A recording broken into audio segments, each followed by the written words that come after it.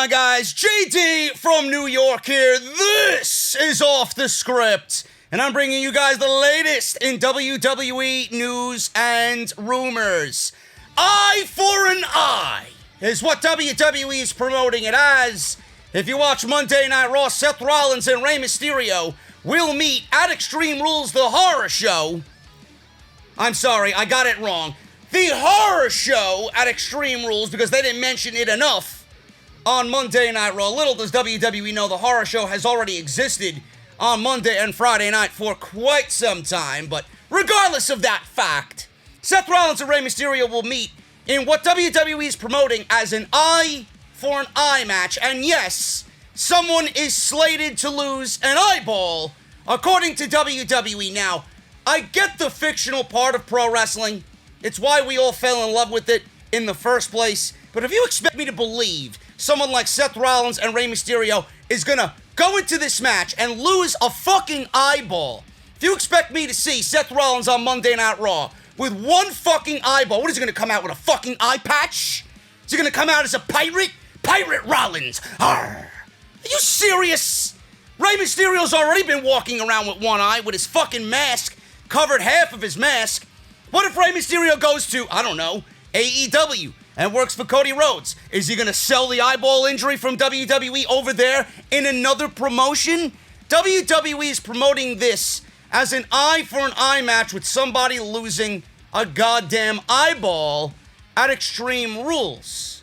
I don't see how WWE could get anybody on board or anybody to believe this bullshit will actually happen. Now, I don't think this is the right creative decision for this feud anyway. I talked about it on Monday. I'm going to go over it again on Friday because I got a slew of news about Rollins, Mysterio, eye for an eye, and his contract situation. But Chris Jericho took to Twitter to pretty much shoot on WWE and give them a taste of their own medicine with eye for an eye. He said this on Twitter: "Eye for an eye. You're welcome," says Chris Jericho. Hashtag AEW Dynamite 2/12/20. And then he added AEW Wrestling, as you guys see there with the graphic of Jon Moxley and Santana of the Inner Circle from AEW Dynamite in Austin, Texas. I am glad Chris Jericho and AEW called out WWE on their bullshit. It's uncreative, it's lazy, and I don't really understand how AEW is not competition, but here you are stealing from the, competition who you don't deem competition. I find it to be so hilarious. Bruce and Vince over there on Monday Night Raw. Now, this obviously comes in the wake of WWE confirming that, like I said, Mysterio and Rollins must gouge the other's eyeball out in order to win this match at Extreme Rules. And this is exactly what WWE wants. They want our reaction. And like fools, we gave it to them. They made this not because it's right, not because it's going to be great, but they want a reaction. That is all they want, because they literally have nothing else going on for them. And I don't blame Jericho at all. And to Jericho's point, he does have a point. WWE is lazy. They are lazy. This is not the first time they did this. Tony Khan actually called them out in the beginning of the year with the coronavirus happening. When AEW moved their hard cam to face the stage, WWE then, months later, finally followed suit and said, you know what, this actually looks better.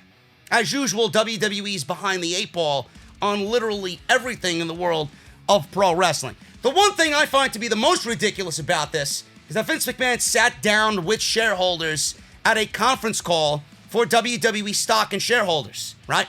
And he promoted AEW's blood and guts approach. He doesn't understand how TNT's going to put up with that AEW blood and guts approach. Meanwhile, all these months later, Vince McMahon is promoting that somebody's eyeball is going to be removed on the WWE Network live on pay-per-view. Hypocrite? Absolutely. That's what I find to be the most hilarious here. Nobody's losing an eyeball. This is a false promise. Don't expect Seth Rollins or Rey Mysterio to walk around with a fucking eye patch for the rest of their career. All we can do at this point is hope. But at this point, I have no hope in what will be a comedy match at the horror show at Extreme Rules. Triple H says NXT is not counter-programming AEW. That would be like me telling you guys that Charlotte Flair has the greatest moonsault of all time. That I absolutely love Charlotte Flair and everything that she does. We should make shows on Tuesday and Thursday so that we could see her 5 days a week. How many nightmares did I just give you guys for later on this evening? Holy shit. I'm sorry. This is bullshit. That's bullshit. This is bullshit. Triple H recently sat down with Sports Illustrated to discuss NXT counter-programming AEW because you know this is a hot topic in the community. He says this, and I quote, "Counter-programming absolutely is part of healthy competition. Anyone that doesn't think it is, to a degree, is being naive to the situation." Oh, just like how you guys were naive in thinking that AEW was not competition. Right, Paul?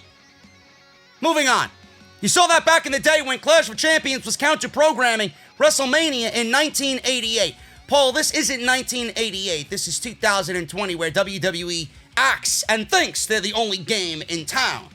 For so many years, you thought you were the only game in town, and now that AEW is clearly competition, you still act like you're the only game in town.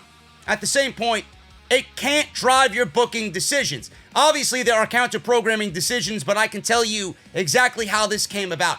I could tell you how exactly all of this came about, Paul. I don't need you to tell me. You see, Fyter Fest was an annual staple, or at least on its way to being an annual staple on AEW's calendar. AEW has 4 scheduled pay-per-views all year. They need things in between to kind of sell those pay-per-views because there's a long, drawn-out time in between some of those pay-per-views, so they're operating under the old WWE model. That is severely missed, by the way. So that's why they're doing that. Fyter Fest was a thing in AEW. It was on its way to being an annual thing in AEW. Plus, this year's Fyter Fest was promoted a month in advance.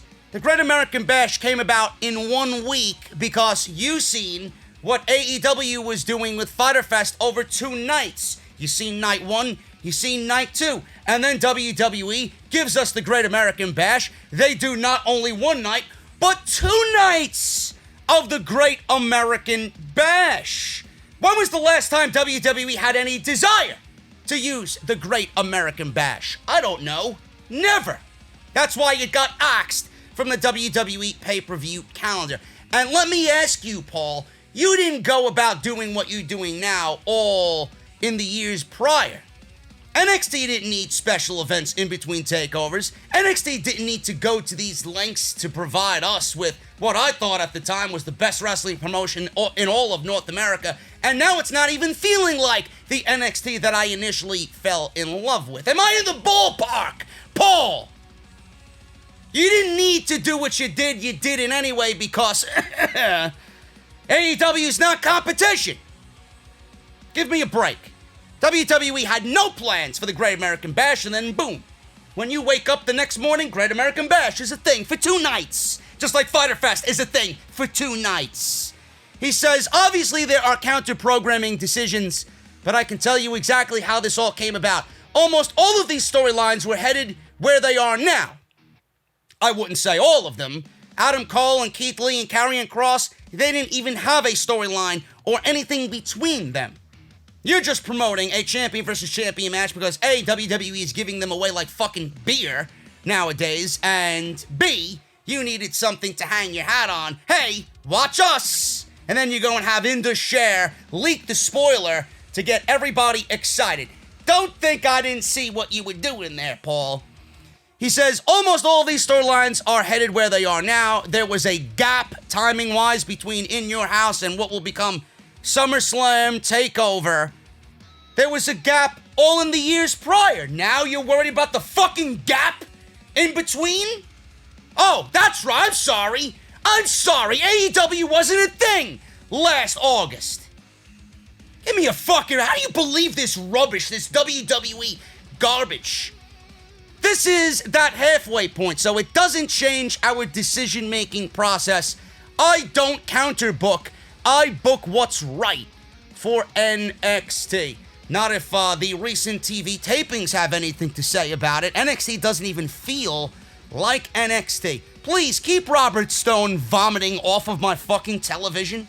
Please, I would really appreciate it. That doesn't belong in our NXT. Clearly, guys, Triple H, what do you expect him to say? This is just complete political tabloid garbage. This is the type of response he was going to give you anyway. We all know that Triple H is absolutely, I don't even want to say it's Triple H, it's Vince McMahon absolutely counter-programming AEW, and they're doing it blatantly right in front of your eyes, and it's coming off incredibly desperate. Oh my God, what is it I see over there? Monday Night Raw ratings dropping to all-time lows. More positive tests about COVID-19 coming out of the WWE. Folks, same old shit, different week. Pro Wrestling Sheet, and he who shall not be named, is reporting that more people in the company who are at the Performance Center have tested positive for COVID-19. Pro Wrestling Sheet is reporting that at least 30 people in total at the PC have tested positive over the past 3 weeks. Now, the original report was 24.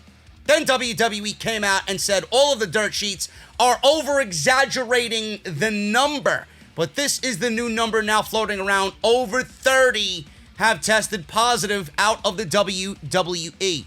Pro Wrestling Sheet reported also that 1,500 COVID tests have been administered in the last couple of weeks since the testing began. WWE is testing. WWE now mandated masks. Why? Because they got caught. Now they're trying to do the right thing because they got caught. Renee Young, Kayla Braxton, Adam Pearce, Jamie Noble, all have tested positive. Those are the names that have gone public, but we don't know who else tested positive for COVID-19. Now, if you watch SmackDown, in two different situations, you've seen Daniel Bryan not in the corner of Drew Gulak when Drew Gulak challenged for the Intercontinental Championship against AJ Styles on Friday night. He was spliced in there post-production talking about God knows what. He didn't even talk about what was happening in the match. He was clearly not there and spliced in picture-in-picture post-production. Make of that what you will. Sheamus was also advertised for SmackDown, but he was not there in the building, and he was live via satellite toasting Jeff Hardy from his home. Again, make of that what you will. Did they test positive? Nobody will ever know. Now, WWE also implemented a mask policy last week, of course, because they got caught, and they got called out by WWE employees for their lackadaisical COVID-19 procedures. A mask policy last week with fines levied on anyone who does not comply with this mandate. $500 for first-time offenders and $1,000 for every other offense. This rule obviously will apply to all talent not currently performing in the ring. Now, that's a lot of money. If you're one of those recruits, if you're a Bugenhagen, or if you're a Zia Lee, or anybody else that's just training outside of the Performance Center, you are probably making peanuts. $500, $1,000 if you are caught not wearing a mask is a lot of money. For someone like a Randy Orton or Edge or one of those guys, one of the bigger name guys, that really doesn't matter at all. So that's a lot of money if you're one of those NXT recruits or one of those NXT talents not really making anywhere near main roster money. We have to see if there's any pushback on this policy, but WWE is doing the right thing for now. They're testing. Masks are mandated. No more friends and family for the time being. I mentioned this on the podcast. WWE only wanted to pretend things were all right because they wanted to be the first wrestling promotion in the United States to have live fans in an actual building, not named the WWE Performance Center. Ric Flair explains why he continues to work the WWE tapings inside the Performance Center. Now, it should not be up to Ric Flair. WWE should step in and say, you know what, Rick, I think you should sit this one out, and it's not negotiable. Go home, do what you gotta do, be with your wife, and relax. There's no reason for you to be inside the Performance Center. And clearly, whatever they had Ric Flair do, he could have clearly operated and done the same thing from his home. During an interview with WrestlingInc.com, Flair talked about the Performance Center as the number of positive tests continues to rise. He explained, and I quote, "The WWE is doing everything and following every guideline possible." Yeah, that is until they got caught. Flair. The testing and all that was conducted as professionally as it could possibly be. 3 doctors organized. Yes, people had to stand in line, but that was because of so many people being tested. But nobody was together. Everybody had a mask on. Flair went on to challenge anyone to convince him that WWE isn't handling things properly. He says, and I quote, "I would scrutinize anybody that said otherwise at the highest level. I was tired of hearing the bullshit." The Nature Boy then noted that testing has been more than organized and that he could go down the list of people who are making sure everyone is being kept as safe as possible. He then finally added in the interview with Wrestling Inc., "I went back the next day, of course I would. And I've got a pre-existing condition and I'm in my 70s. Let me tell you something, you are safer going to a WWE event than Kroger's grocery store." End quote. Of course he would say that. Because exactly what I said before, WWE wants everybody out there. They want Ric Flair and these shills, the bigger names, to go out there and publicly state, hey, our system is working. Hey, our procedures are in line with what needs to be done. Hey, our shows are safe. Please come and visit us. It's safe. We're doing the right thing. Now they got Ric Flair shilling for WWE. Hey, Rick, listen, why don't you go back to shilling Charlotte Flair? That's right up your alley. More up your alley, I would say. I shop at my local Walmart every single week. Not one positive test has come out of my area and in my Walmart. Meanwhile, WWE has 30 tests positive in the WWE Performance Center. So, Flair, I would much rather take my chances at a local supermarket than the WWE Performance Center if the fucking positive tests are anything to go off of. Are you fucking serious? My goodness, man. Holy shit. Masks and tests are being done because they got caught.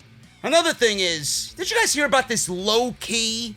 Yes, professional wrestler Low-Key from MLW and Austin Aries being against the masks. Now, I'm against the masks. I wear it when I need to, and I shut up when I have to wear it, because I can't do anything without wearing the mask. They came out publicly in their industry, and everyone shit on them. How do you think they feel now watching WWE television, if they are? I mean, I don't know why you would want to. Watching WWE television and AEW now, and everybody's wearing a mask, right? When they're so against the mask. I guarantee you they're sitting on their couch or their recliner and they're eating a bowl of quinoa and organic spinach, and they're getting so visibly upset with all the masks being worn that they're throwing their quinoa and spinach at the TV in disgust of seeing everybody with masks on. Everybody's a fucking idiot. Ric Flair's a shill. I'm not surprised by this. It is what it is. But WWE clearly, in my honest opinion, should have stepped in and told Ric Flair to stay home. He is in that age range. That COVID is so dangerous. They should have taken it upon themselves to keep Ric Flair at home.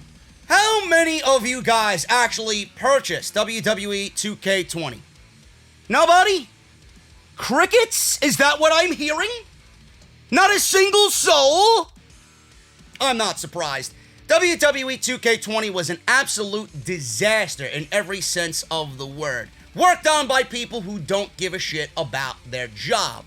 Now, WWE 2K is releasing Battlegrounds on September 18th, 2020. They dropped the official cover art here and the trailer today, which I will not play because I will be copyrighted, and I don't want anything to happen to my channel because of 2K games. Now, eagle-eyed fans, if you look closely, eagle-eyed fans noticed something in this shot. Fans noticed one mistake on 2K's part.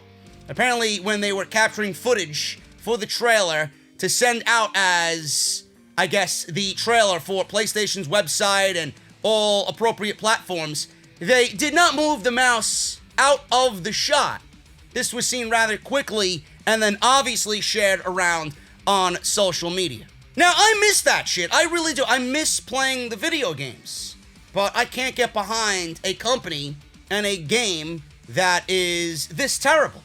I don't know what they're doing here, but it looks like an easy cash grab with microtransactions. I used to be on Twitch doing the Universe mode, streaming WWE 2K games, doing the story mode and the Hall of Fame mode and the Beat the Streak mode and all that shit. I used to unlock everything, do the Universe mode, book Raw, SmackDown, and NXT through my eyes, have fantasy matches, storylines. I added commentary on Twitch over everything, live streamed it. Had a great time.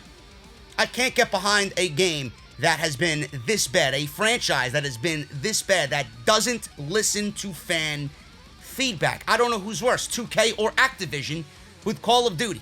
It looks like for a second year in a row, I will be sitting this game out. Meanwhile, everybody in the community is going to shill all over WWE Battlegrounds. The new United States title might not be official yet. Of course it is, but Meltzer thinks otherwise. Meltzer explained the current storyline with MVP and Apollo Crews for the United States Championship. Things are a bit unclear, but it seems that MVP might have commissioned the new title himself without anything being made official by the company. Of course, WWE commissioned a new championship. Now, you didn't hear that on Monday Night Raw. They didn't really let that known or be known by anybody. They didn't really explain that very well. As far as MVP goes, unveiling the new championship. Now, what shouldn't be commissioned is fucking MVP challenging for the United States Championship. Nobody asked for that. Nobody wants to see that. And I've been very high on MVP and Bobby Lashley. I think the pairing is working out great. Now, WWE, please, I urge you. Nobody wants to see MVP wrestle for the United States Championship. Nobody wants to see MVP wrestle, period. You're holding back an entire mid-card for a secondary title to have MVP challenge for the championship? Come on. You guys got to do better than that. That's the gimmick, says Meltzer.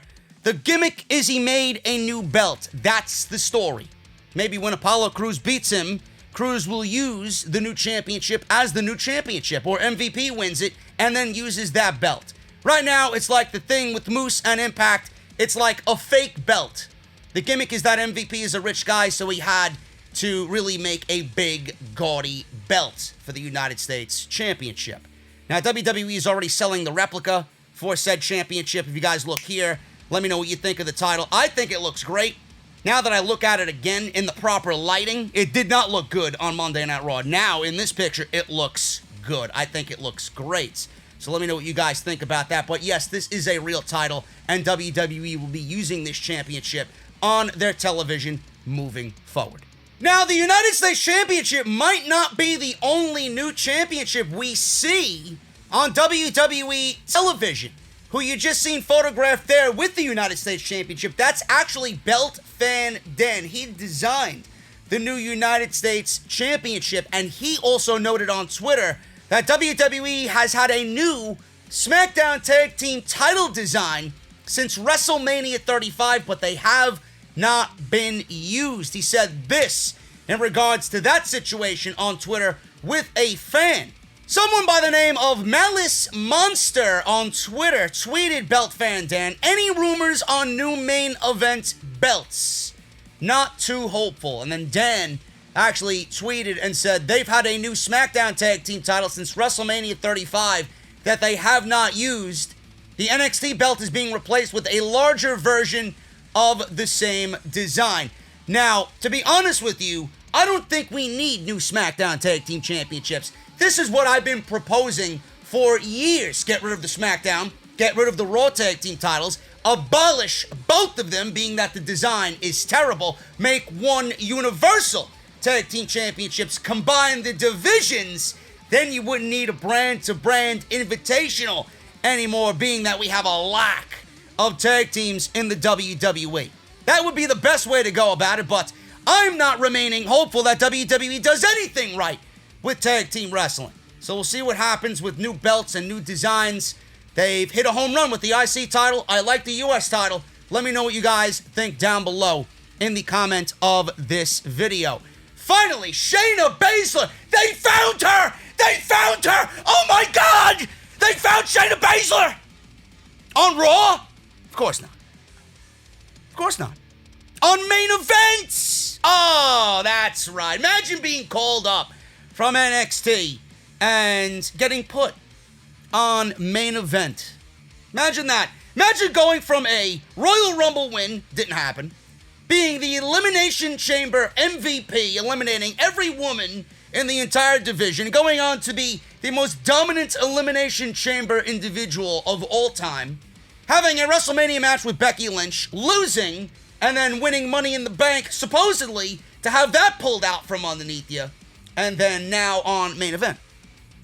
That is the track record of Shayna Baszler on the main roster. PW Insider reports that Baszler is set to return to WWE television this week, but it won't be on the main roster. Instead, Baszler will be featured on main events. For those who have asked where Shayna Baszler has been, she's been in catering. I know this for a fact. Why is she off TV? Well, if she went out to a wig shop and bought the most expensive and the most luxurious blonde wig possible, do they have a Charlotte Flair version? Just get that same one that mimics her hair design, become a blonde, and then you'll find your way to WWE television. Simple. She doesn't have any tits. She doesn't have any ass. She is not Ronda Rousey, and she's not blonde. She's not made of plastic. Vince McMahon doesn't get her appeal. So she has been absolutely buried on the main roster. Imagine being creative and not having anything for Shayna Baszler. Imagine producing and writing Monday Night Raw, and you give Big Show 4 segments, and you can't find one fucking segment for Shayna Baszler and Bianca Belair? Oh my goodness, man. Yet people still critically praise this product and say we owe Bruce Pritchard an apology. If it's my understanding, and if I am right in this situation, Bruce owes a fucking apology to Shayna Baszler and Bianca and Ali. Where are they? Where are they? I'd love to know. Titus knows. I'm sure of it. Anyway, I'm getting out of here, guys. Thank you so very much for another Off the Script Extra today. Let me know what you think down below in the comments of this video. Follow me on social media at JDfromNY206. That's on Twitter and Instagram. Hit that subscribe button if you were entertained. No, I don't know why you wouldn't be entertained if you were entertained on today's video. And I will see you guys right back here for tonight's AEW Fyter Fest Part 2 review live right here on YouTube with my buddy Jesse. Until then, guys, I'll see you next time right here on Off the Script.